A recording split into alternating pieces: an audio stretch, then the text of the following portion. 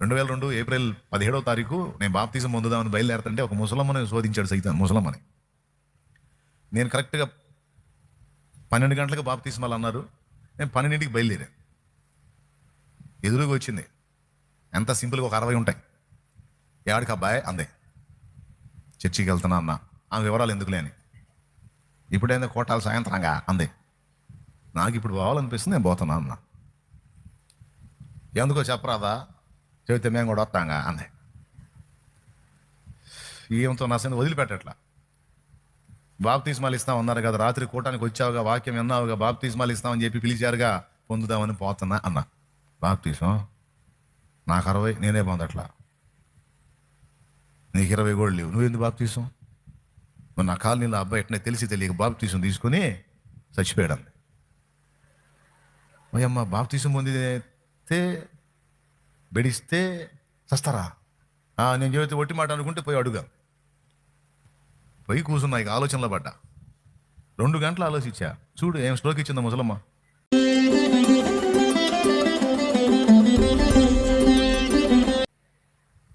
అంటే ఇప్పుడు ఎవరు నన్ను శోధించారు? ఆ పిచ్చిదానికి తెలియదు పాపం. సాతాన్ చేత శోధించబడి నా రక్షణను అడ్డగిస్తుందని. ఆ మాటిని నిజంగా ఆ పూట రక్షణ పొందకపోతే మరో పూట నేను పొందకుండా చెడిపోయేవాడినేమో, కుటుంబం అడ్డగించేదేమో, ఏం జరిగేదో నాకైతే తెలీదు. ఒకవేళ ఆనాడు నేను రక్షణ పొందకపోతే ఈనాడు ఈ కథ అంతా ఉండేది కాదు. స్టోరీ వేరే రకంగా రాయబడేది.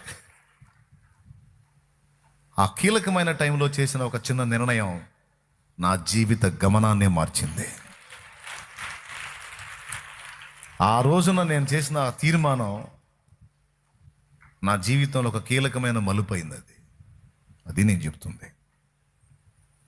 2 గంటలు ఆలోచిస్తే దేవుడు మాట్లాడాడు. పాపం చేయటానికి ఆలోచించాలి కానీ చేసిన కడుక్కోవటానికి ఆలోచన ఎందుకురా? తప్పు చేయటానికి ఆలోచించాలి కానీ చేసిన తప్పును దిద్దుకోవటానికి ఆలోచన ఎందుకు? అవును, పాపాలు కడగబడకుండా మీ మీదనే ఉంటే వాటి తాలూకు శాపాలు మీ వెంటబడి మిమ్మల్ని పీడించి నాశనం చేసి నరకానికి ఇచ్చే ఛాన్స్ ఉంది.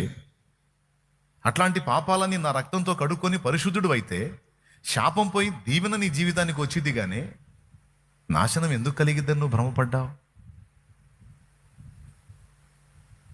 అయినా నేను నిన్ను శ్రమ పెట్టాలి అనుకుంటే దాన్ని ఎవడైనా ఆపగలడా? రక్షణ పొందకుండా ఉంటే మాత్రం నీకు రప్పించాలనుకున్నది రప్పించకుండా నేను ఆపుతానా? హలో, వింటున్నారా? నిద్ర వచ్చినప్పుడు స్తోత్రం చెప్పండి. తెలియగా ఉన్నారు కదా. కాబట్టి నాకు మ్యాటర్ అర్థమైంది. అప్పటికి 2 అయింది. మోకాళ్ళు వేసి ప్రార్థన చేశా. తప్పు చేశాను, నన్ను క్షమించు. ఇప్పుడే కదయ్యా నీ దగ్గరికి వస్తుంది. అంతా 4 వారాలు కూడా కాలేదుగా ప్రభా, తేడా పడ్డానయ్యా.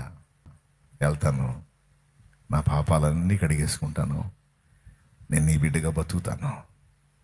కానీ 12ంటికి బాప్తీస్మాలన్నారు. 2 అయింది. నేను పోయేసరికి అయిపోతాయి ప్రభా, అయిపోకుండా చెయ్యయ్యా అని ప్రార్థన చేసి మందిరం కాడికి వెళ్తే వాళ్ళు అప్పుడే వచ్చి ఆ మ్యూజిక్ సిస్టమ్, ఆ సౌండ్ సిస్టమ్ అనేది దించుకుంటున్నారు. మైక్ దగ్గరికి వచ్చి, సహోదరులారా క్షమించండి, ఊహించని రీతిలో 2 గంటల ఆలస్యమైందని ఆ రోజు అనౌన్స్ చేశారు. కొన్ని అనివార్య కారణాల వల్ల 12ంటికి రావాల్సింది మేము 2ంటికి వచ్చాం, మరోలా అనుకోవద్దు అని వాళ్ళు అప్పుడు మొదలుపెట్టారు.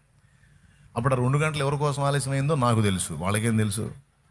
కూర్చున్న వాళ్ళకి తెలియదు, వచ్చిన వాళ్ళకి తెలియదు. ఎక్కడో కూర్చున్నాను నేను, నాకు తెలుసు. చిరునవ్వు నవ్వుకొని పైకి చూసా, నా కోసమేగా అనుకున్నా.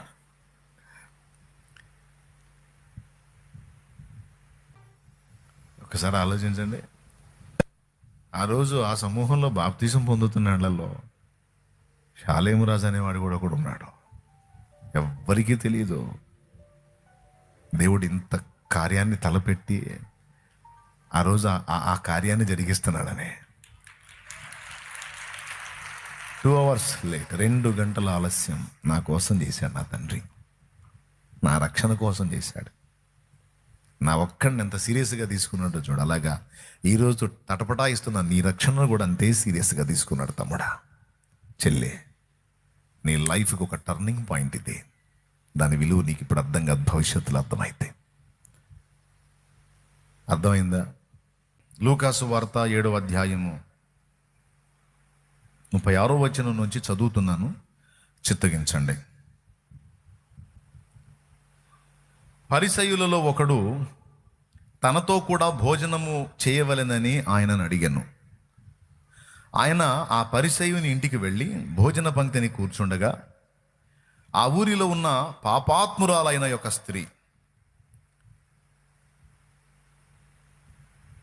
యేసు పరిసయ్యుని ఇంట భోజనమునకు కూర్చున్నాడని తెలుసుకొని ఈ యొక్క బుడ్డిలో అత్తరు తీసుకొని వచ్చి వెనక తట్టు ఆయన పాదముల యొద్ద నిలవబడి ఏడ్చుచు కన్నీళ్లతో ఆయన పాదములను తడిపి తన తల వెంట్రుకలతో తుడిచి ఆయన పాదములను ముద్దు పెట్టుకొని ఆ అత్తరు వాటికి పూసెను. ఆయనను పిలిచిన పరిసయుడు అది చూచి, ఈయన ప్రవక్త అయిన ఎడల తన్ను ముట్టుకొనిన ఈ స్త్రీ ఎవతయో ఎటువంటిదో ఎరిగియుండునో, ఇది పాపాత్మురాలు అని తనలో తాను అనుకొనెను. చిన్న మాట ప్రార్థన చేసుకుందాం. ప్రశాంతంగా వాక్యం వినటానికి సిద్ధపడుతున్నారు కదా. ఆయన ప్రకటిస్తాం మొదలుపెట్టినప్పుడు కొంతమంది ఆయనకు శిష్యులుగా ఏర్పడ్డారు. అప్పట్లో మతనిష్ట కలిగిన వారుగా ప్రఖ్యాతిగాంచిన వాళ్ళలో నంబర్ 1లో వచ్చేవాళ్ళు పరిసయ్యులు. ఈ పరిసయ్యులు రోజుకి 5 సార్లు ప్రార్థన చేస్తారు, 5 times. వాళ్ళు ఏదైనా ఆహారం భుజించాలంటే చేతులు కడుక్కోకుండా తీసుకోరు. వాళ్ళకి ధనం వస్తే ఆ ధనంలో 10% తీస్తారు. దాంతోపాటు ఈ పరిసయ్యులు ఆకుకూరల్లో కూడా 10% తీస్తారు. సోపు జీలకర్రలో కూడా 10% తీస్తారు. మామూలు విషయం కాదు. మనకు వచ్చే డబ్బుల్లో మనం దేవుని భాగం దేవునికి తీస్తాం సహజంగా. కానీ వాళ్ళు ఎలాంటి వాళ్ళు అంటే, పుదీనా ఆకు ఎంత ఉంటుంది, అది ఏమాత్రం. కానీ ఆ పుదీనా ఆకు వాళ్ళు ఒకవేళ కలిగి ఉంటే ఆకులో కూడా 10%. సోపు తిన్న తర్వాత నోట్లో వేసుకొని నవ్వులుతామే, అలాగే ఉంటుంది జీలకర్ర కూడా. అందులో కూడా సోపులోను పుదీనాలోను జీలకర్రలోను కూడా వాళ్ళు 10% తీస్తారు. చూడండి మరి ఎంత నిష్ట కలిగిన వాళ్ళు. కనీసం వారానికి ఒకసారి ఫాస్టింగ్ ఉంటారు. వాళ్ళ వస్త్రాలు కూడా ప్రత్యేకంగా ఉంటాయి. ధర్మశాస్త్రాన్ని ధ్యానిస్తారు. ఏ కోణంలో చూసినా భక్తిలో నియమ నిష్టల్లో వాళ్ళని కొట్టినోళ్ళు లేరు. చాలా నిష్ఠాగరిష్ఠులు, చాలా భక్తిపరులు. అప్పటి సమాజంలో వీళ్ళు యూదులే అయినా యూదులలో ఈ పరిసయ్య మతనిష్ట కలిగిన వాళ్ళని స్పెషల్గా గౌరవించేవాళ్ళు. అలాంటి వ్యక్తులు వీళ్ళు, ఈ పరిసయ్యులు అనేవాళ్ళు. అయితే యేసు ప్రభు అదేందో పాపం ఇంత నిష్ఠాగరిష్ఠతతో వీళ్ళని కూడా తిట్టేవాడు. ఇక ఆయన లెగిసి మొదలు పెడితే, అయ్యో వేషధారులైన శాస్త్రులారా పరిసయ్యులారా అని, ఇక శాస్త్రులు తర్వాత వీళ్ళే. శాస్త్రులు అంటే వాళ్ళు తక్కువ వాళ్ళు కాదు. ధర్మశాస్త్రాన్ని అవోపాసన పట్టినోళ్ళు, దేవుని వాక్యాన్ని, పాత నిబంధన గ్రంథముని అవోపాసన పట్టినోళ్ళు ఎత్తి రాసేవాళ్ళు. అప్పట్లో ప్రింటింగ్ ప్రెస్సులు లేవు కదా.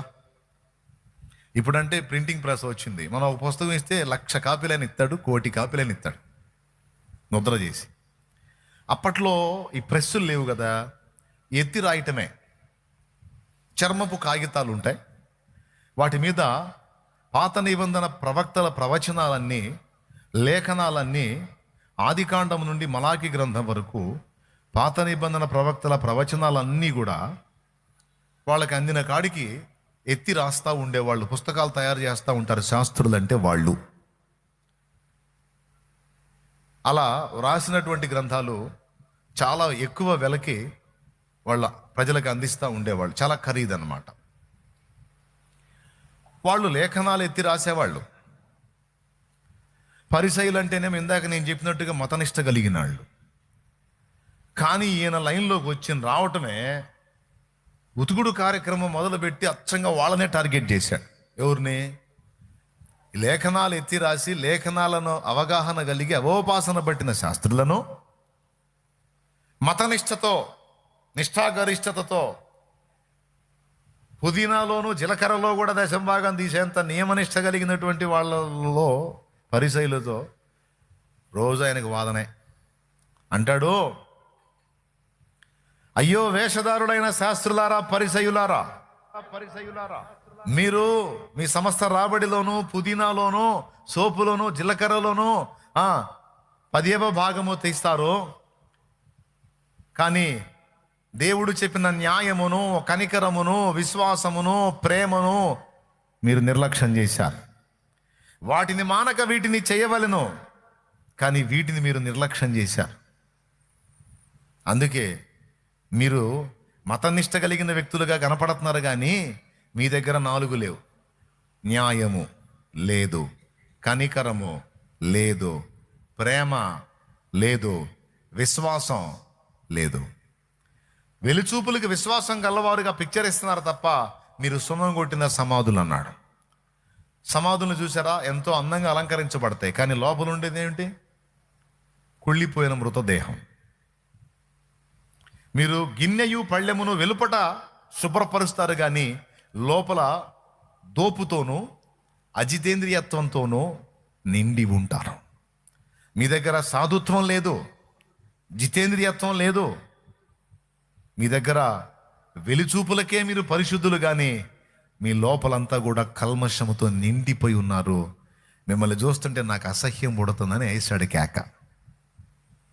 అదే పని వాళ్ళ కక్ష పుట్టి ఆయన సంపాలన్నంత కాడికి వెళ్ళిన దాకా వాళ్ళని గెలిచాడు. అదే ఆ టైంలో మనోళ్ళు కానీ ఉన్నట్టయితే, ఇప్పుడోళ్ళు కానీ ఉన్నట్టయితే యేసు ప్రభు కోసం ప్రార్థన చేసేవాళ్ళు భారంగా. ఏమన్నా తెలుసా? ఎట్ట పడితే అట్ట మాట్లాడి పడితే వాళ్ళని గెలిచుకుంటున్నట్టు, రవ్వా నీ బిడ్డని కంట్రోల్ చేయను ఆయన, ఈయన ఏం చేస్తారని టెన్షన్ పుట్టి మేము చేస్తున్నాం ప్రభువా అని ఇప్పుడు నా కోసం కొంతమంది ప్రార్థన చేస్తారే. దేవునికి స్తోత్రం, హల్లెలూయా. అట్లాగే యేసయ్య కోసం ఈయన ఏం చేస్తారని మాకు భయం పుడుతుంది అయ్యా అని ప్రార్థన చేసేవాళ్ళు. ఏమని? ప్రభువా, యేసు ప్రభు సమాజ వీధులకు పోగానే, సమాజ మందిరంలోకి పోగానే, అయ్యా నీ దాసు ప్రభా, కంట్రోల్ కంట్రోల్ కంట్రోల్ అయినా ఆ నోటిని నీ స్వాధీనంలో తీసుకో ప్రభా, ఏది పడితే అది మాట్లాడి వద్దే. మా అమ్మ మాత్రం గట్టిగా చేస్తుంటుంది నా కోసం ఈ ప్రార్థన. హల్లెలూయా, హల్లెలూయా. మా అమ్మ మాత్రం గట్టిగా చేస్తుంటుంది ఈ ప్రార్థన. అయ్యా నీ దాసుడు ప్రభా, నోటిని కంట్రోల్లో పెట్టుకుని ఆయన ఏది పెడితే అది మాట్లాడు. ఎందుకు? నాకేమన్నా ఇద్దాం మా అమ్మ అమ్మ ప్రేమ కదా. ఇప్పుడోళ్ళు కానీ అప్పుడు ఉన్నట్టయితే యేసు ప్రభు కూడా కంచెలేస్తుండేవాళ్ళు. నోటికి కంచా, కాళ్ళ కంచా. అప్పట్లో మా విశ్వాస ఒక అమ్మాయి, మన విశ్వాసే, నా కోసం ప్రార్థన చేసి ఒకరోజు వీళ్ళు ఏం ప్రార్థన చేస్తారని అప్పుడు స్టార్టింగ్లో వింటా ఉంటే మోకాళ్ళు వేసి గట్టిగా ప్రార్థన చేసి, ప్రభా నీ దాసుని చుట్టూ ముళ్ళ కంచె అవుతండి, ముళ్ళ కంచె నాయన అంటాను. ఏం కంచా అంటే? అగ్ని కంచా, దూదల కంచా, ఏదో కంచెలు ఉంటాయి కదా, ఆ 3 అంచెల కంచె అని రాక ఏబు చుట్టూ 3 అంచెల కంచేసావుగా. నేను ప్రార్థన చేసేటప్పుడు మోకాళ్ళు నీ మాట అంటుంటాయి, ప్రభు ఏబు చుట్టూ 3 అంచెల కంచేసావుగా, అతనికిని, అతని ఇంటి వారికిని, అతను కలిగిన అంతటికి 3 అంచెల కంచేసావుగా ప్రభా. అట్లాగే నాయన నీ బిడ్డలు కూడా అలా కంచెవేనా. నేను ప్రార్థన చేస్తే ఎప్పుడు విన్నది 3 అంచెల కంచెవి ముళ్ళ కంచేసింది. దేవునికి స్తోత్రం కలుగునుగా. అయ్యా నీ దాసుని చుట్టూ ముళ్ళ కంచే ప్రభువా, ఎటు బానియొద్దయ్యా. ఆ రోజు నేను ఆ పిల్లని అడిగాను, అమ్మాయి నా చుట్టూ ముళ్ళ కంచె ఎత్తున్నావు, సరే శత్రువు రాకుండా ముళ్ళ కంచె చేసావు, మరి నేను ఎటు పోవాలి? నేను పోవాలిగా బయటికి. పాపం అమాయకంగా నాకు వెళ్ళి చూసింది, పర్లేదులేమ్మా, నువ్వు ముళ్ళ కంచె వేయమన్నా ఆయన అగ్ని కంచె వేస్తాడులే, కాపాడుతాడులే, ఏం పర్లేదులేమ్మా, పర్లేదు నీవు అమాయకంగా పలికిన మాట ఆలకిస్తాడులేమ్మా అని చెప్పా. ఓ పరిసయుడికి ఒక జబ్బు తగ్గింది. ఓ జబ్బు అతనికి అంటరాని జబ్బు ఏదో వచ్చింది, తగ్గింది. ఆ జబ్బు తగ్గింది దానికి గాను, అయ్యా నా జీవితంలో కార్యం చేసావు ప్రభా, నా ఇంట భోజనం చేయనాయన అని పిలిచాడు. ఆహ్వానాన్ని మన్నించి ఆ ఇంట భోజనానికి వెళ్ళాడు ప్రభు. అతను పరిసయుడే అయినా ఆహ్వానాన్ని మన్నించి వెళ్ళాడు. సరే వెళ్ళి కూర్చున్నాడు. ఏదో ఆ మాట ఈ మాట మాట్లాడుతూ ఉన్నా. ప్రభు కాళ్ళు ఇట్లా ఓ పక్కకు పెట్టి అలా వాలి కూర్చున్నాడు. మీరు ప్రార్థన చేసేటప్పుడు అప్పుడప్పుడు కాళ్ళు వెనక్కి పెడతారు, పెట్టండి, ఎట్ట పెడతారు? యాజ్ ఇట్ ఈజీగా అలా కూర్చున్నాడు. ఆ తమ్ముడు వేసాడు కాళ్ళు బ్యాక్ సైడ్కి అట్లా. అంతే నాన్న, ఓకేనా? మన మోకాళ్ళు వేసినప్పుడు ఎప్పుడన్నా కాస్త కాళ్ళు నొప్పి అనిపించినప్పుడు జస్ట్ కాస్త రిలాక్స్ కోసం అట్లా వెనక్కి వేస్తాం.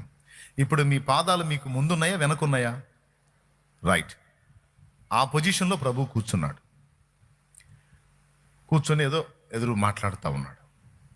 యేసు ప్రభు పరిసయుడైన సీమోని ఇంటికి వచ్చాడని ఆ ఊరు మొత్తంలో పాపములో ప్రసిద్ధిగాంచిన స్త్రీ ఆమె. వాళ్ళు ఆమెకు ఒక టైటిల్ ఇచ్చేసారు. ఆమెకి అంటూ ఒక పేరు ఉంటుంది, కానీ ఆ పేరుతో ఆమెను పిలవరు. పాపాత్మురాలైన స్త్రీ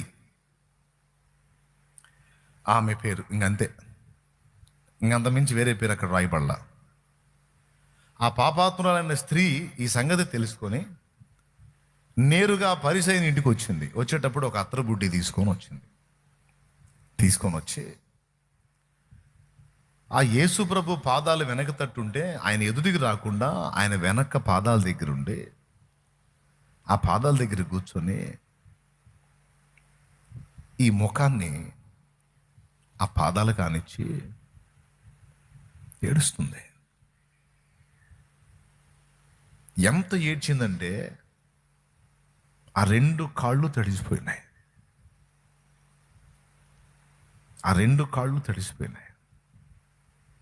అట్లా ఏడుస్తూ తల వెంట్రుకలతో ఆ కాళ్ళు తుడుస్తూ తెచ్చిన అత్తర్ని ఆయన పాదాలకు పూస్తూ ఏడుస్తుంది, వెంట్రుకలతో తుడుస్తుంది, అత్తరు పూస్తుంది, ఆ పాదాలను ముద్దాడుతుంది. ఈ సన్నివేశాన్ని యేసు ప్రభు అబ్జర్వ్ చేసి, ఆయనకు తెలీదా? ఆయన తెలుసు. సీమోను పరిసయుడు ఉన్నాడు కదా, చూస్తున్నాడు. ఆమెకెళ్ళి చూస్తున్నాడు, ఈయనకెళ్ళి చూస్తున్నాడు, ఆమెకెళ్ళి చూస్తున్నాడు, ఈయనకెళ్ళి చూస్తున్నాడు. కడుపు మండిపోతుంది. ఇతనేంటంటే ఇశ్రాయేల్లో ఒక ప్రవక్త లేచాడు, నాడు ఏలియా ఎలీషాల్లాగా అద్భుతాలు చేసే ప్రవక్త లేచాడు, నా జీవితంలో కూడా కార్యం జరిగింది, అద్భుతమైన ప్రవక్త అని ఆహ్వానించాడు. తీరా చూస్తేనేమో ఈ ప్రవక్త పరిశుద్ధుడైన ప్రవక్తగా కనపట్ల ఆయనకి. ఈ పాపాత్మురాలు వచ్చి ఈ పనులన్నీ చేస్తుంటే 4 పనులు చేస్తుందామమ్మ. 1, కన్నీళ్లతో ఆయన పాదాలు తడుపుతుంది. 2, తల వెంట్రుకలతో తుడుస్తుంది. 3, అత్తరు రాస్తుంది. 4, ముద్దాడుతుంది.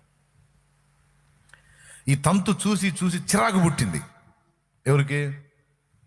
ఈ పరిసయుడికి. ముందే మతనిష్ట కలిగిన వాళ్ళు కదా, చాలా నిష్ఠాగరిష్ఠులు.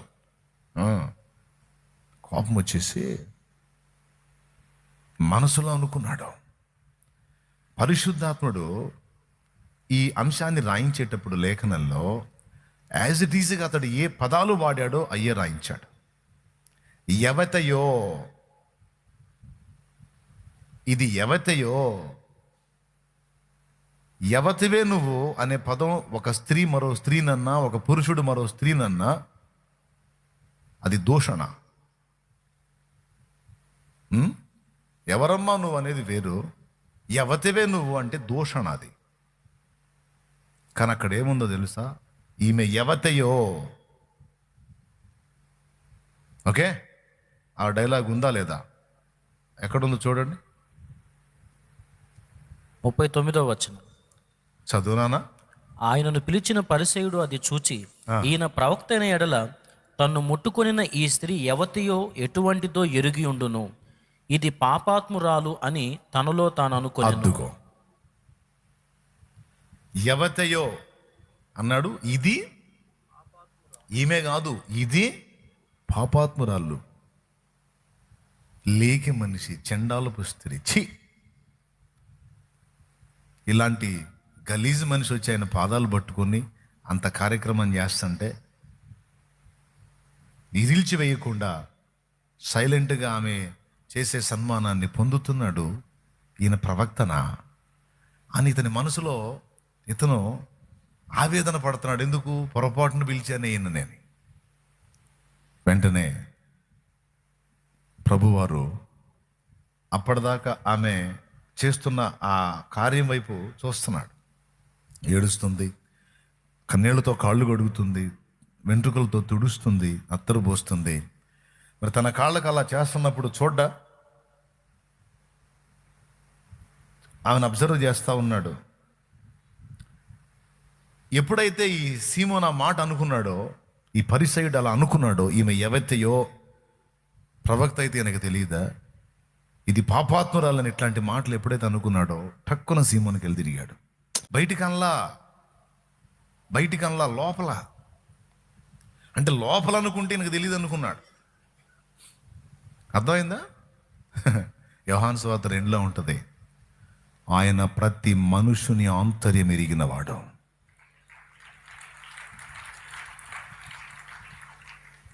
ప్రతి మనుషుని అంతరంగం ఎరిగినవాడు. ఆయన ఒకటి గురించి ఒకడు ఆయనకు చెప్పాల్సిన అవసరంలా. ఆయన సీమోను వైపు తిరిగి, సీమోను, ఒక యజమానునికి 2 దాసులు ఉన్నారు. వాళ్ళల్లో ఒకడు 500 అప్పున్నాడు, ఒకడు 50 అప్పున్నాడు. ఒకరోజు యజమాని ఇద్దరిని పిలిచి, మీ ఇద్దరు నాకు అప్పు కట్టనక్కరలేదు నాయనలారా అని వారిద్దరిని క్షమించాడు, విడిచిపెట్టాడు. ఈ ఇద్దరిలో ఎవరు ఎక్కువ సంతోషిస్తారు సీమోను అన్నాడు. ప్రభువా, ఎవడు ఎక్కువగా క్షమింపబడినో వాడే సంతోషిస్తాడు. సీమోను, నువ్వు నన్ను నీ ఇంటికి ఆహ్వానించావు, కానీ నేను కాళ్ళు కడుక్కోవటానికి నీళ్ళు ఇవ్వలా. కనీసం యూదుల మర్యాద చొప్పున ఒక అతిథిని ఇంటికి పిలిచినప్పుడు, యూదుల మర్యాద ఏంటో తెలుసా? ఒక అతిథిని ఇంటికి పిలిస్తే అప్పటి రోజుల్లో నడక కదా, గాడిదల మీద అట్లా ప్రయాణం కదా, రోడ్ల మీద ఎక్కువగా పశువులు తిరిగాయి. ఆ పశువులు విసర్జన అనేది, ఆ పేడ అనేది రోడ్ల నిండా ఉండేది. కాబట్టి ఎక్కువ శాతం కాలినడక, పశువుల మీద ప్రయాణం కనుక ఆ నడుస్తూ వచ్చినప్పుడు ఖచ్చితంగా కాళ్ళకి పశువుల పేడ టచ్ అయింది. అందుకని యూదులు ఒక ఆచారాన్ని పెట్టుకున్నారు. ఏంటి ఆచారం అంటే, ఆ పశువుల పేడలోంచి నడిచి వస్తారు కనుక ఇంటికి అతిథి వచ్చినప్పుడు ఫస్ట్ చేయాల్సిన పని ఏంటంటే, దాసుడు వస్తాడు, ఒక పాత్ర తెచ్చి అతని ముందు పెడతాడు, పెద్ద పాత్ర. వచ్చినటువంటి అతిథి 2 కాళ్ళు అందులో పెట్టాలి. పెట్టినప్పుడు మరో పాత్రతో నీళ్లు తీసుకొచ్చి ఆ కాళ్ళు కడుగుతారు. కాళ్ళు కడిగిన తర్వాత రెండో పని ఏం చేయాలి తెలుసా? సుగంధ తైలం ఉంటుంది ఇంట్లో, ఆ తైలం తీసుకొచ్చి తలకి కొంచెం, పైన వస్త్రాలకు కొంచెం పరిమళ తైలాన్ని పూయాలి. ఈ 2 చేసిన తర్వాత ఆ వచ్చిన అతిథిని నుదుటన ముద్దు పెట్టి హత్తుకొని ఇంట్లోకి చేర్చుకోవాలి. ఇది మర్యాద, యూదుల మర్యాద. కానీ యేసు ప్రభుని ఇంటికి ఆహ్వానించాడు కానీ ఏం చేయలే. అప్పుడు ప్రభు అన్నాడు, నువ్వు నీ ఇంటికి పిలిచావు, కానీ కాళ్ళు కడుక్కోవడానికి నీళ్ళిలా, నాకు సుగంధ తైలం రాయలా, ముద్దుతో నన్ను చేర్చుకోవాలా. ఒక అన్యుణ్ణి, ఒక సామాన్యుని ట్రీట్ చేసినట్టు ట్రీట్ చేసావు నువ్వు నన్ను. ఓకే, కానీ ఈ ముందే అదే నువ్వు పాపాత్మురాలు అనుకున్నావే, యవతయో ఇది అది పాపాత్ములు అనుకున్నావే, ఆమె నేను ఆ ఇంటికి వెళ్ళదా, కానీ నేను ఎక్కడున్నాను అక్కడికి ఆమె వచ్చింది. నన్ను వెతుక్కుంటూ వచ్చింది, నా పాదాల దగ్గరికి వచ్చింది, కన్నీళ్లతో నా పాదాలు కడిగింది, కురులతో తుడిచింది, సుగంధ తైలం తీసుకొని నాకు రాసింది. అప్పటి నుంచి ఇప్పటిదాకా నా పాదాలని వదలక ముద్దాడుతూనే ఉంది. సీమోను, నీకు ఆమెకి తేడా చెప్పినా, నీ మనసులో నువ్వు అనుకున్నావు నేను తక్కువ పాపాలు చేశాను, సో తక్కువ క్షమించబడ్డాను. కానీ ఆమె నేను ఎక్కువ పాపిని అనుకుంది, అందుకే ఎక్కువగా నన్ను ప్రేమించింది అని ప్రభు ఆమెతో ఒక మాట అన్నాడు. ఏమన్నాడు చూడండి, ఒకసారి చూడండి. యేసు ప్రభు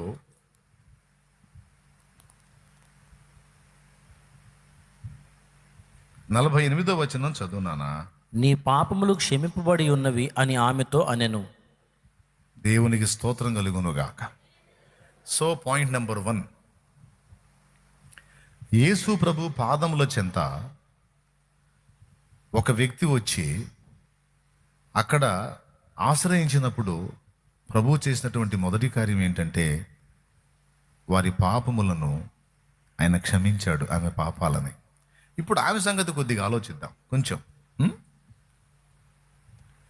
వాస్తవంగా పుట్టిన ప్రతి మనిషి జీవితంలో ఏదో ఒక సందర్భంలో, ఏదో ఒక విషయంలో, ఏదో ఒక విధంగా తప్పులు చేస్తూనే ఉంటాడు. నా జీవితంలో పుట్టిన దగ్గర నుంచి ఇప్పటిదాకా ఒక్క తప్పు లేదు, ఒక్క పాపం లేదని చెప్పగలిగే వ్యక్తులు ఎవ్వరూ ఈ భూమి మీద లేరు. అలా నాకు తెలిసి కొన్ని, తెలియక కొన్ని, నా జీవితంలో కూడా పాపాలు జరిగినాయి అన్నోళ్ళు చేతులు ఎత్తండి. నేను 2 చేతులు ఎత్తుతాను. అవునా? రైట్, దించండి. అందరం పాపులమే. కానీ మన దగ్గర ఉన్న దరిద్రం చెప్పనా, మన దగ్గర ఉన్న దరిద్రం పాపులమని మనం ఒప్పుకుంటాం, కానీ నేను పాపినే కానన్నా అంత దరిద్రం అయితే కాదు. అన్నా నేను పాపినే కానీ మరి వాడంత దరిద్రం అయితే కదా, వాడు మా పరమ గలీజాడు. అన్నా నేను పాపినే కాదంటలేదు నేను, కానీ ఆమంత లేకైతే కాదు అని ఇతరులతో పోల్చుకొని మనకు మనమే సర్టిఫికేట్ ఇచ్చుకుంటాం. ఏమనంటే సమ్ బెటర్, కొంత పర్వాలేదు, నేను మరి అంత గలీజ్ అయితే కాదు, మరి అంత చండాలం అయితే కాదు, నేను కొంచెం బెస్ట్, పర్వాలేదు అని.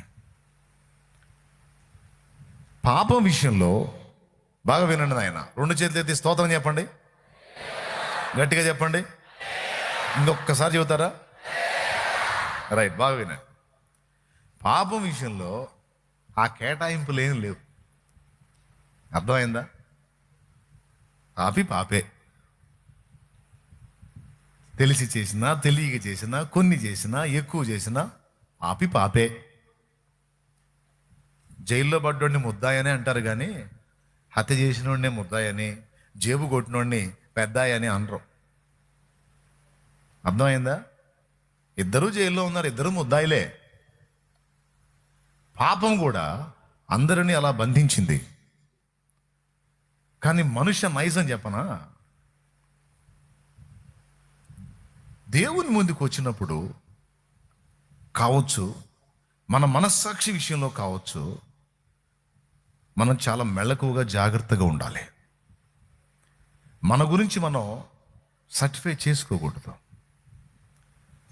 దేవుడు చెప్పాలి. దేవుని ముందుకు వెళ్ళినప్పుడు నేను కొంచెం పర్వాలేదు ప్రభు, మరి వాళ్ళంతా చేదరు కాదు, వీళ్ళంతా చండాలం కాదనే పరిసయ్యపు మనసు మనకు ఉండకూడదు. ఇది చాలా కీలకమైన విషయం. ఇప్పుడు యేసు ప్రభు దగ్గరికి వచ్చి ఆ స్త్రీని గురించి ఆలోచిద్దాం.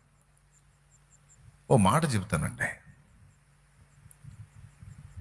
కాళ్ళు తడిచేంత ఏడ్చిందంటే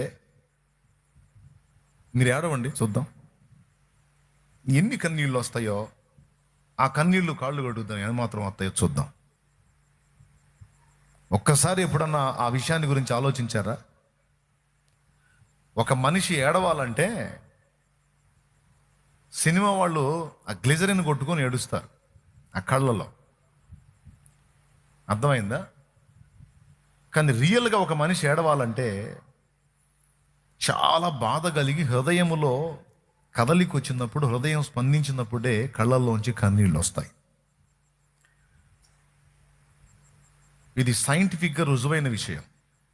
ఒక వ్యక్తి కళ్ళల్లోంచి కన్నీళ్లు రావాలంటే గుండెకి కళ్ళకి టచ్ ఉంది, లింక్ ఉంది. ఇక్కడ హృదయం కదిలితేనే కళ్ళల్లోంచి కన్నీళ్ళు వస్తాయి. అర్థమైందా? ఈ హృదయం ఎప్పుడు కదిలిద్దంటే కొన్నిసార్లు శరీరానికి బలహీనత కలిగినప్పుడు, బాధ తట్టుకోలేక హృదయం స్పందించినప్పుడు కన్నీళ్ళు వస్తాయి. రెండవది, మనస్సు నలిగినప్పుడు, మానసిక ఒత్తిడికి గురైనప్పుడు, మనస్సు నలిగినప్పుడు, లోపల మానని వేదన ఉన్నప్పుడు గుండె కదిలిద్ది, దాన్ని బట్టి కన్నీళ్ళు వస్తాయి. సమాజమంతా పాపులే, కానీ సమాజమంతా పాపులే అయినా ఎవరి పాపాలు వాళ్ళు గుర్తించట్లా. అందరూ కలిసి ఆమెను పాపాత్మురాలన్నారు. కొవ్వెక్కి కొంతమంది పనులు చేస్తారు, తప్పుడు పనులు. కొవ్వెక్కి ఒళ్ళుపై తెలియకుండా విచ్చలవిడి అడుగులు వేస్తారు కొంతమంది. కానీ జానుడు పొట్టను నింపుకోవటానికి, లేదా తన కన్నవాళ్ళకి అంత అన్నం పెట్టుకోవడానికి ఏ విధమైన ఆదరణ లేక కొంతమంది తలంచుతారు. ఒక మనిషి తప్పు చేసింది అనేదే సమాజం చూస్తుంది, కానీ ఏ కారణాన్ని బట్టి చేసింది, ఏ పరిస్థితుల్లో ఆ స్టెప్ వేయాల్సి వచ్చింది, ఏ విధంగా ఆ మనిషి అలా దారి తప్పడానికి పరిస్థితులు ఏర్పడ్డాయి, ఎందుకు ఆ మనిషి అలా అయిపోయింది, ఎందుకు వాడు అలా అయిపోయాడనే న్యాయమైన కారణాన్ని సమాజం పట్టించుకోదు. చేసిన తప్పునే వాళ్ళు చూస్తారు, కానీ తప్పు వెనక అసలు కారణాలు ఏంటనే న్యాయ విమర్శ, న్యాయమైన ఆలోచన సమాజంలో మెజారిటీ ప్రజలు చెయ్యరు. సమాజానికి తెలిసింది ఒకటే, తేడానా? తేడా. అవును, ఎదుటోళ్ళని తేడా అంటున్నావు, అసలు నువ్వు మంచిదానివేనా? ఎదుటోళ్ళని తేడా అంటున్నావు, అసలు నువ్వు మంచోడివేనా? నేను మంచోడినా? సేమ్ పరిస్థితి నీకొచ్చిన నాడు నీ బతుకు కూడా అర్థమైంది. ఆ మనిషి ఒకంత అడుగు జారితే నువ్వు 4 ఇంతలు జారే ఛాన్స్ ఉంది. ఇది సేవ ఆరంభంలో దేవుడు నాకు నేర్పిన పాఠం. ఎదుటి వాళ్ళని చిన్న చూపు చూడకుండా, అడుగు జారిన వాళ్ళని తృణీకరించకుండా, వాళ్ళకు చేయిచ్చి లేవనెత్తి వాళ్ళని ఆదరించి నిలబెట్టడానికి నా తండ్రి నాతో మాట్లాడిన మాట ఇది. జాగ్రత్త నా కుమారుడా అని. కొడితే గట్టిగా.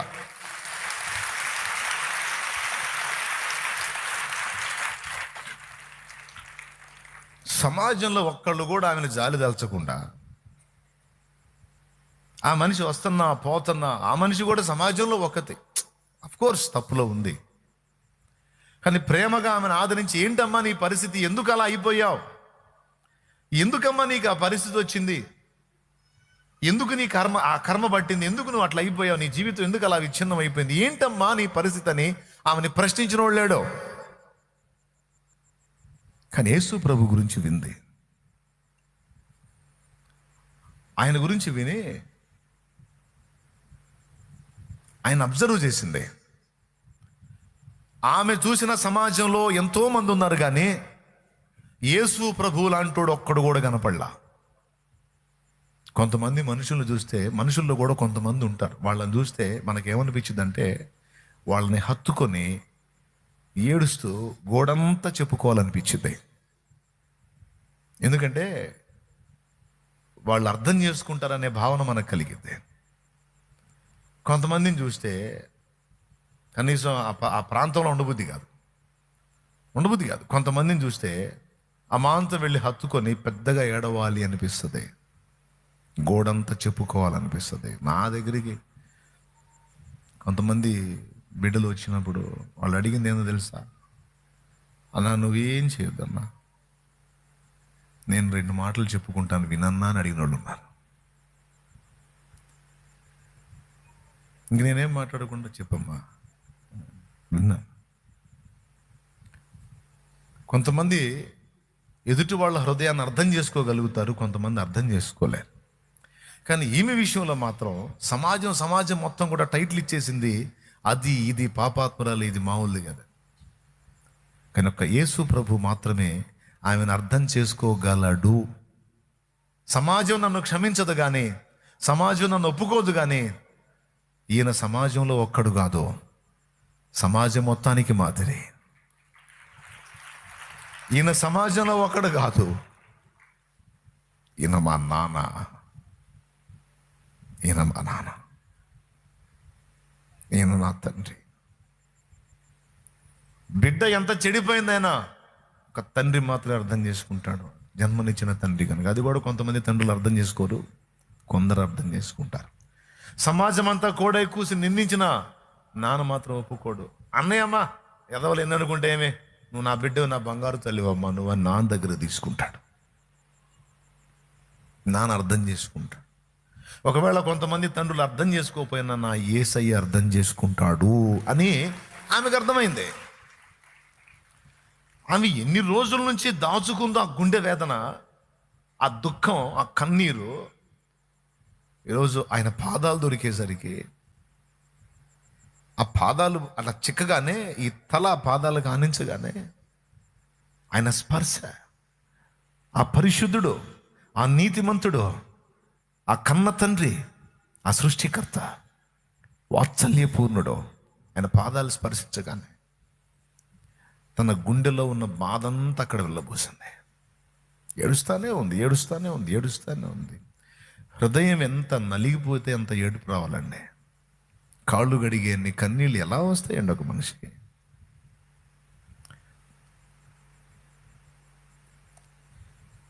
ఆ కన్నీళ్లతో ఆయన కాళ్ళు గడిగే ఏం అడగలే. ఆ పరిస్థితి చూడండి, ఆయన ఎదుటికి కూడా పోలా, ఎదుటికి పోలా, పోయే ధైర్యం ఆమెకు లేదు. ఆమె తనలో తాను అనుకుంది, నీ ఎదుట నిలిచి నీకు ఉపచారం చేసే అర్హత నాకు లేదయ్యా, నీ ఎదుట నిలిచి నీకు ఉపచారం చేసే అర్హత నాకు లేదు. అందుకే నీ వెనక రాసుంది గ్రంథంలో, ఆయన వెనక తట్టు నిలిచి, దేవునికి స్తోత్రం కలుగును గాక. ఎక్కడ? ఆయన వెనక తట్టు. ఏం ఎదురు రావచ్చుగా, రల్లా. కానీ సీమోను ధైర్యంగా ఎదురు కూర్చున్నాడు. కానీ ఈమె వెనక కూర్చొని ఆయన పాదాలు పట్టుకొని ఏడుస్తూ తన స్థితిని తాను చాటుకుంది. అది చూడండి, ఆ పిక్చర్ వేశాడు. దేవునికి స్తోత్రం కలుగును గాక. హల్లెలూయా. నేను చెప్తున్నాను, ఈ రాత్రి ఇక్కడ కూర్చున్న వాళ్ళకి, లైవ్లో వీక్షించే వాళ్ళకి, యేసు ప్రభు దగ్గర నీకు కావాల్సినవన్నీ దొరుకుతాయని ఎన్నోసార్లు చెప్పాను. మనకు కావాల్సిన వాటన్నిటిలో మొట్టమొదటిది, అత్యవసరమైంది, కీలకమైంది, ప్రాముఖ్యమైనది ఏంటో తెలుసా? క్షమ. క్షమ, కృప. మనకి ఆయన కృప కావాలి, ఆయన క్షమ కావాలి. ఆయన క్షమించకపోతే, ఆయన రక్తంతో మనల్ని కడక్కపోతే, మన ఎడల కృప చూపకపోతే నీకు నాకు దిక్కు లేదు, మనుగడ లేదు, రేపు ఘోరమైన పరిస్థితి. అందుకే చెప్తున్నాను, రక్షణ పొందనోళ్ళకి చెప్తున్నాను, రక్షణ పొందినోళ్ళకి కూడా చెప్తున్నాను. రక్షణ పొందిన వాళ్ళకి నా ప్రభు దగ్గర కృప దొరుకుతుంది, క్షమ దొరుకుతుంది. రక్షణ పొందిన వారికి కూడా ఆత్మీయ బాల్యంలో నువ్వు పడుతూ లెగుస్తూ నిన్ను నువ్వే నిర్ణయించుకుంటావు, నేను అన్ఫిట్, అయోగ్యురాలనని. నో, లేదు. నీ మెచ్యూరిటీ లెవెల్స్ని బట్టి నువ్వు అలా కొనసాగుతున్నావు. ఇంకొంతకాలం నువ్వు అలాగూ నా దేవుల్లో కొనసాగినప్పుడు తప్పకుండా నువ్వు నిలబడతావు, తప్పకుండా నువ్వు బలపడతావు. ఈరోజు నీ పట్ల నీకున్న ఫీలింగ్ ఏదో, నేను దేవుని సముఖంలో ఉన్నాను కానీ నేను పనికిరాను, నేను సరైనవాడిని కాదు, నేను మంచివాడిని కాదు, మంచిదాన్ని కాదు అని, ఓకే, నీ చర్యలను బట్టి నీకు అలా అనిపిస్తుంది. కానీ నేను చెప్తున్నాను, నా ప్రభు దగ్గర నీకు క్షమాపణ దొరుకుతుంది.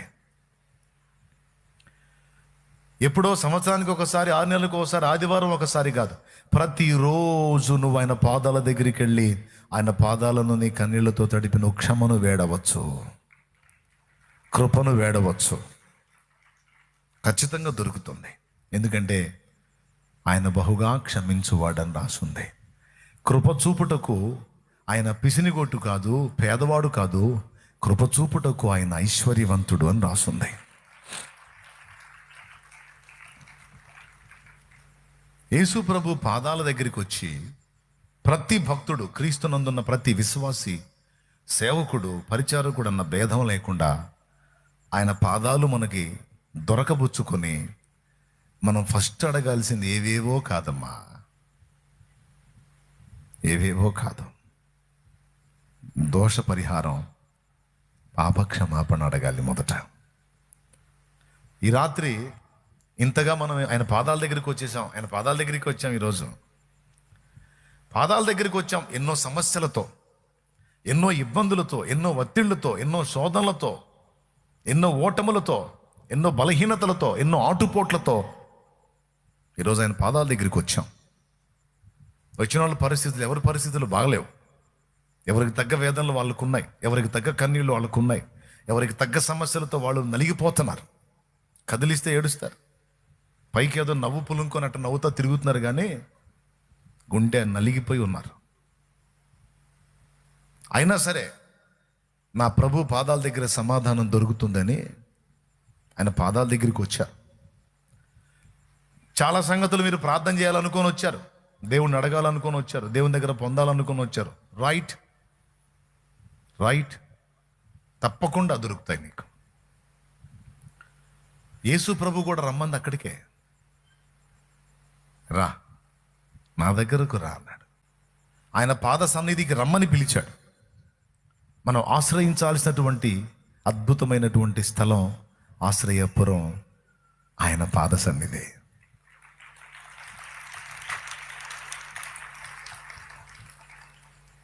కరములు అంటే చేతులు, చరణములు అంటే పాదములు. భక్తులు ఏమన్నారో తెలుసా? నీ చరణములే నమ్మితి అన్నాడు ఒక భక్తుడు. భక్తులందరూ కూడా ఆయన పాదాల మీద పాటలు రాశారు. నీ పాద సన్నిధి ఇంత విలువైంది నాయన, నీ పాదాలు. ఆయన పాద సన్నిధిని వినండి బాగా, ఆశ్రయించటం అనేది సాధనల్లోకెల్లా గొప్ప సాధన. భక్తిలో చాలా కీలకమైన అంశం అది, ఆయన పాదములను ఆశ్రయించుట. ఎందుకంటే సమస్తము ఆయన పాదాల దగ్గరే ఉంది. అందులో మొట్టమొదట మనకు అవసరమైంది, అనుదినము ప్రతిదానికి కూడా మనకు అవసరమైంది కృప. అర్థమైందా? భక్తులు వందలాది పాటలు రాశారు కృప మీద. ఒక భక్తుడు అన్నాడు, నీ కృప లేకపోతే నాకు బ్రతికే లేదు అని, నీ కృపే నాకు చాలు అని, నీ కృప నాకు ప్రాకారమై ఉంది అని. కృప కృప కృప కృప కృప అని ఆ కృపను గురించి ఎంతో మంది భక్తులు చాలా గీతాలు రాశారు. నాకు తెలిసి సరైన భక్తుడైతే కృపను టచ్ చేయకుండా ఉండడు. కృపయే నాకు ప్రాకారము గల ఆశ్రయపురమాయను, నీ కృప వీడి క్షణమైన నేనెలా మనగలను. గుర్తుపెట్టుకో, నేను ప్రార్థన చేస్తే జవాబు వచ్చింది అంటావు నువ్వు. పెద్ద మొనగాడు అని ఇవ్వాలా నీకు జవాబు? పెద్ద మొనగత్తెవని ఇవ్వాలా నీకు జవాబు? ఎందుకు ఇవ్వాలి నీకు? ఏమంత మంచిదాను అని, ఏమంత మంచివాడు అని, ఏం గొప్పతనం నీ దగ్గర ఉందని నీ ప్రార్థనలకు జవాబులు ఇవ్వాలి. నువ్వు పిలిస్తే స్పందించాలి, నువ్వు అడిగితే నీకు అందుబాటులోకి వచ్చి ఇవ్వాలి దేవుడు. నేను చెప్పనా? యోగ్యతలను పరికించాడంటే ఒక్క ప్రార్థన కూడా జవాబు రాదు. కానీ నువ్వు చేసిన విజ్ఞాపనల్లో మెజారిటీ జవాబులు పొందావు. దేన్ని బట్టి నీ ప్రార్థన ఆలకించట తెలుసా?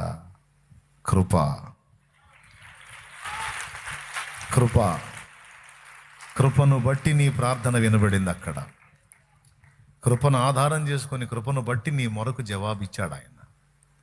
ఆ కృపే లేని నాడు నీ రక్షణ, నీ ప్రార్థనకు జవాబు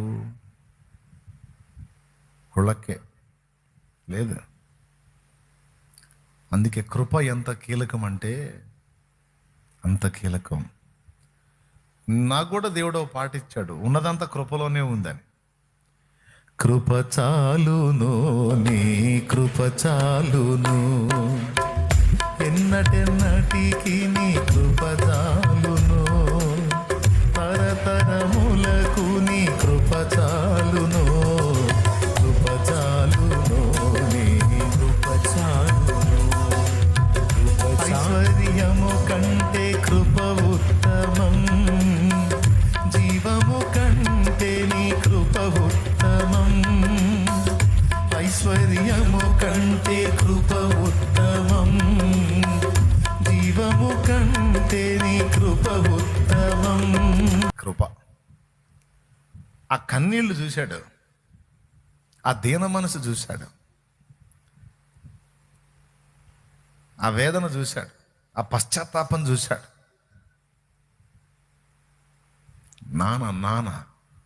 నాన్నగా స్పందించాడు. నాన్న గుండె కదిలింది. పాపాన్ని బట్టి కోపమున్నా పశ్చాత్తాపంతో క్షమ వేడుకున్నందున కృప వచ్చింది. ఆ కృప ఎంత పని చేసిందంటే ఎదుటోటికి క్లాసు పీకి ఆమెను పంపించాడు, పో క్షమించాను పో అని. ఒక రకంగా చెప్పాలంటే యేసు ప్రభు చెప్పకనే చెప్పాడు, ఎవతయో అది ఇది అన్నావు కదా, ఆ వాటన్నిటికీ నువ్వు అర్హుడివి, ఆమె కాదు. అయిపోయింది, కడిగేశాను. విస్తారంగా ప్రేమించింది, విస్తారంగా క్షమించబడింది. ఓ నీ పాపములన్నీ క్షమించబడ్డాయి పో అని పంపించాడు. సీమోనుకి ఆ మాటల్లా ఆమెకన్నాడు. గుర్తుపెట్టుకోండి, ఎప్పుడు దేవుని బలిపీఠాన్ని ఆశ్రయించిన ఈ ఆల్ నైట్కి వచ్చారు, దేవుని ముందు ఏవేవో చెప్పాలని చెప్పుకోవాలని వచ్చారు. సేవకులు విశ్వాసులు అన్న భేదం లేకుండా నన్ను గౌరవించి దైవజనాంగం చాలా వరకు అందరూ కలిసి వచ్చారు. అందుబాటులో ఉన్న వాళ్ళందరూ విశ్వాసులు అందరూ మంచిది నాయన. నా తండ్రి నాకు నేర్పిన అనుభవాల్లో ఇది నా ఆయువు పట్టు నాయన. మొట్టమొదట కృపను వేడటమే కాదు నాయన, కృపను తలపోయాలి. ఇది కీలకమైంది. కృపను వేడుకోవటం మాత్రమే కాదు నాయన, ఆయన మన ఎడల చూపిన కృపను నిరంతరం తలపోయాలి. అయ్యా, ఈ లోకంలోకి ఉనికిలోకి వచ్చానంటే నాకేముందని తెచ్చావయ్యా? నీ కృప కదా నాకు జన్మనిచ్చింది, నీ కృప కదా నన్ను బ్రతకనిస్తుంది, నీ కృప కదా నాకై ప్రాణం పెట్టడానికి నిన్ను ప్రోత్సహించింది, నీ కృప కదా ఈరోజు పట్టెడన్నో నాకు పెట్టి నా కడుపు నింపుతుంది, సిగ్గు కప్పుకోవటానికి వస్త్రం ఇచ్చింది, సమాజంలో నలుగురిలో బ్రతకడానికి ఇంత ఆశ్రయం ఇచ్చింది, ఆధారం ఇచ్చింది నీ కృప కదా. చేయడానికి పని కల్పించింది, చేయడానికి జాబ్ ఇచ్చింది, చదువులో విజయం ఇచ్చింది. యేసయ్యా నీ కృప కదా, కృపతోనే కదా ఇవన్నీ నాకు నువ్వు చేశావు, నీ కృప కదయ్యా అని ఆ కృపను తలపోయటం అనేది ఎంత అద్భుతమైన విషయం అంటే హ్యాపీ ఫీల్ అవుతాడు. అందుకే భక్తులు కృపను పాడారు. ఈరోజు కొన్ని సమస్యలు, కొన్ని ఇబ్బందులు, కొన్ని బలహీనతలు, కొన్ని ఆటుపోట్లు నీకు నాకు అనుమతించబడ్డాయి అంటే నేను చెప్తున్నా గ్యారెంటీగా కృప